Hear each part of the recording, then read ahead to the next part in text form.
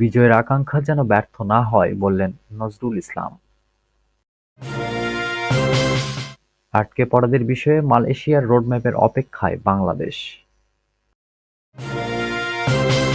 এবং প্রাতিষ্ঠানিক সংস্কার টেকসই গণতন্ত্রের বুনিয়াদ স্থাপন করবে। সর্বশেষ জানাবো, দেশে একটা ষড়যন্ত্র চলছে বলছেন শামসুজ্জামান দুদু।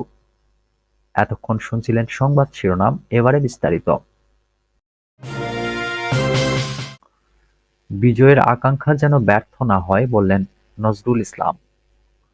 ২৪-এর বিজয়ের আকাঙ্ক্ষা যাতে ব্যর্থ না হয় সেজন্য সবাইকে ঐক্যবদ্ধ থাকতে হবে বলে মন্তব্য করেছেন বিএনপির স্থায়ী কমিটির সদস্য নজরুল ইসলাম খান। তিনি বলেন, আমরা গণতন্ত্রের জন্য মুক্তিযুদ্ধ করেছিলাম, কেননা গণতন্ত্র না থাকায় বঞ্চিত ছিলাম। এবারও যে বিজয় অর্জন করা হয়েছে সেটির আকাঙ্ক্ষা যেন ব্যর্থ না হয়। সোমবার বিকেলে রাজধানীর ইঞ্জিনিয়ার্স ইনস্টিটিউশন মিলনায়তনে এক আলোচনা সভায় তিনি এসব কথা বলেন। মহান বিজয় দিবসের তাৎপর্য শীর্ষক আলোচনা সভায় রক্তস্নাত বিজয় প্রকাশনার মোড়ক উন্মোচন অনুষ্ঠানের আয়োজন করে ইঞ্জিনিয়ার্স ইনস্টিটিউশন বাংলাদেশ। আলোচনা সভায় নজরুল ইসলাম খান বলেন, ১৯৭১ সালের ১৬ ডিসেম্বরের বিজয়কে আমরা ধারণ করি হৃদয়ে, কিন্তু আমাদের বিজয় তো একটি নয়। আমাদের বিজয় তো ৫২ সালের ভাষা আন্দোলন, ৬২-র ছাত্র আন্দোলন, ৬৯-এর গণ অভ্যুত্থান, ৯০-এর স্বৈরাচার পতনের বিজয়। প্রত্যেকটা লড়াইয়ে জীবন দিতে হয়েছে। একইভাবে গত জুলাই আগস্টে হাজারো ছাত্র জনতার রক্তের বিনিময়ে বিজয় পেয়েছি। বিএনপির এই নেতা বলেন, স্বৈরাচার বিরোধী আন্দোলনের মাধ্যমে আমরা গণতন্ত্রের বিজয় অর্জন করেছিলাম, কিন্তু সেটাকে ধরে রাখতে পারিনি। ৭১-এর বিজয়ের স্মৃতিকে ধারণ করে সচেতনভাবে চিন্তা করতে হবে। আজকে মুক্তিযুদ্ধে শহীদ পরিবারগুলো কোনো সহায়তা পান না। এটা খুবই লজ্জার বিষয়। কি অবস্থায় আছে তারা, খোঁজ কে রাখে? বিজয়ের তাৎপর্য অনুধাবন করতে হলে বিজয়ে যার যে অবদান তার স্বীকৃতি দিতে হবে। আটকে পড়াদের বিষয়ে মালয়েশিয়ার রোডম্যাপের অপেক্ষায় বাংলাদেশ।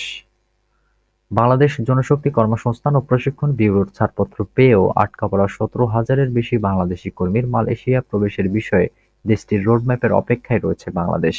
সোমবার পররাষ্ট্র উপদেষ্টা মোহাম্মদ তৌহিদ হোসেনের সঙ্গে সাক্ষাৎ করতে আসেন বাংলাদেশের নবনিযুক্ত মালয়েশিয়ার হাই কমিশনার মোহাম্মদ সুহাদা ওসমান। এ সময় উপদেষ্টা রাষ্ট্রদূতকে একথা জানান। পররাষ্ট্র মন্ত্রণালয় জানায়, উপদেষ্টা এবং হাই কমিশনার বাণিজ্য ও বিনিয়োগ, জনশক্তি, ফার্মাসিউটিক্যালস, জাহাজ নির্মাণ এবং নবায়নযোগ্য জ্বালানি সহ পারস্পরিক স্বার্থ এবং সম্ভাব্য সহযোগিতার বিষয় নিয়ে আলোচনা করেন। উপদেষ্টা রাষ্ট্রদূতকে জানান, চলতি বছরের মে মাসে মালয়েশিয়ার শ্রমবাজার বন্ধ হওয়ায় আটকে পড়া বাংলাদেশি শ্রমিকদের বিষয়ে মালয়েশিয়া সরকার কর্তৃক প্রদত্ত রোডম্যাপের জন্য অপেক্ষা করছে বাংলাদেশ। আগামী বছরের শুরুতে আসিয়ানের চেয়ারম্যানের দায়িত্ব নেবে মালয়েশিয়া। এজন্য পররাষ্ট্র উপদেষ্টা তৌহিদ হোসেন মালয়েশিয়াকে স্বাগত জানান।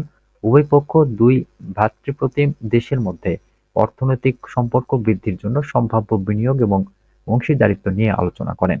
এছাড়া বাংলাদেশে মালয়েশিয়ার গাড়ি উৎপাদনের সম্ভাবনা নিয়ে আলোচনা করেন হাই কমিশনার। প্রসঙ্গত, মালয়েশিয়া সরকারের ঘোষণা অনুযায়ী ভিসা পাওয়া বাংলাদেশি কর্মীদের দেশটিতে প্রবেশের শেষ দিন ছিল গত ৩১ মে। সে সময়ে বহু চেষ্টার পরও বিএমইটির ছাড়পত্র পাওয়া প্রায় ১৭,০০০ বাংলাদেশি দেশটিতে যাওয়ার সুযোগ পাননি। নোবেলজয়ী অর্থনীতিবিদ ডক্টর মোহাম্মদ ইউনূস অন্তর্বর্তী সরকার প্রধানের দায়িত্ব নেওয়ার পর ঢাকা সফর করেন মালয়েশিয়ার প্রধানমন্ত্রী আনোয়ার ইব্রাহিম। ওই সময়ে বন্ধু ইউনূসের অনুরোধে প্রধানমন্ত্রী ইব্রাহিম আটকা পড়া ১৭,০০০-এর বেশি কর্মীকে মালয়েশিয়া যেতে পারবে বলে আশ্বস্ত করেছেন। প্রাতিষ্ঠানিক সংস্কার টেকসই গণতন্ত্রের বুনিয়াদ স্থাপন করবে। অন্তর্বর্তী সরকারের উপদেষ্টা মোহাম্মদ নাহিদ ইসলাম এবং উপদেষ্টা মোহাম্মদ মাহফুজ আলম অভিমত প্রকাশ করেছেন যে, ঐকমত্য-ভিত্তিক প্রাতিষ্ঠানিক সংস্কার বাংলাদেশে প্রকৃত ও টেকসই গণতন্ত্রের বুনিয়াদ স্থাপন করবে। এসব প্রতিষ্ঠানগুলো ভবিষ্যতে বাংলাদেশের গণতন্ত্রের রক্ষায় অবদান রাখবে। পররাষ্ট্র মন্ত্রণালয় কর্তৃক আয়োজিত নতুন বাংলাদেশ বিনির্মাণ, সংস্কার ও পররাষ্ট্রনীতি শীর্ষক সংলাপের প্রথম পর্বে উত্থাপিত প্রশ্নের জবাবে এই অভিমত প্রকাশ করেন তারা।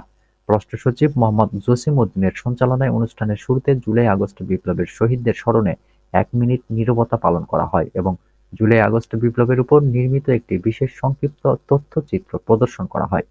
জুলাই-আগস্ট বিপ্লব চলাকালীন তরুণ উপদেষ্টাদের নির্ভীক ভূমিকার প্রশংসা করে পররাষ্ট্র সচিব বলেন, অতীতের মতো তরুণরা পুনরায় প্রমাণ করেছেন যে তারা দেশের ক্রান্তিকালে সুযোগ্য নেতৃত্ব প্রদানে সক্ষম। অন্তর্বর্তী সরকার কর্তৃক গৃহীত সংস্কার উদ্যোগের কথা উল্লেখ করে তিনি উপদেষ্টাদের সঙ্গে একটি প্রাণবন্ত সংলাপে অংশ নেন এবং পররাষ্ট্রনীতি, গণ-অভ্যুত্থান, সংস্কার এবং বাংলাদেশের ভবিষ্যৎ প্রভৃতি বিষয়ে তাদের মতামত ও ভাবনা জানতে চান। এক প্রশ্নের জবাবে উভয় উপদেষ্টা সহমত প্রকাশ করে বলেন, বাংলাদেশকে আন্তর্জাতিক অঙ্গনে একটি গুরুত্বপূর্ণ দেশ হিসেবে গড়ে তোলার লক্ষ্যে পররাষ্ট্রনীতি সংক্রান্ত বিষয়ে পররাষ্ট্র মন্ত্রণালয়ের নেতৃত্বে গৃহীত যেকোনো উদ্যোগ এবং এর বাস্তবায়নে তারা সর্বাত্মক সহায়তা প্রদান করবেন। পরে অনুষ্ঠানের শেষে উপদেষ্টা মোহাম্মদ নাহিদ ইসলাম এবং মোহাম্মদ মাহফুজ আলমকে জুলাই-আগস্ট বিপ্লবের স্মৃতিবাহী স্মারক প্রদান করা হয়। দেশে একটা ষড়যন্ত্র চলছে বললেন শামসুজ্জামান দুদু। বিএনপি ভাইস চেয়ারম্যান শামসুজ্জামান দুদু বলেছেন, দেশে একটা ষড়যন্ত্র চলছে। এই ষড়যন্ত্র থেকে দেশকে বাঁচাতে হলে, দেশকে রক্ষা করতে হলে আমাদেরকে আরো সতর্ক হতে হবে। বিএনপি পারে দেশের গণতন্ত্র, স্বাধীনতা, সার্বভৌমত্ব রক্ষা করতে। সোমবার জাতীয় প্রেসক্লাবের সামনে দেশ বাঁচাও, মানুষ বাঁচাও আন্দোলনের উদ্যোগে গণহত্যাকারী খুনি হাসিনা ও তার দোসরদের দেশে অরাজকতা সৃষ্টির পায়তারার প্রতিবাদে নাগরিক সমাবেশে তিনি এসব কথা বলেন। শামসুজ্জামান দুদু বলেন, সবাই জানে গণতন্ত্রের উত্তরণের জন্য নির্বাচনের বিকল্প নেই।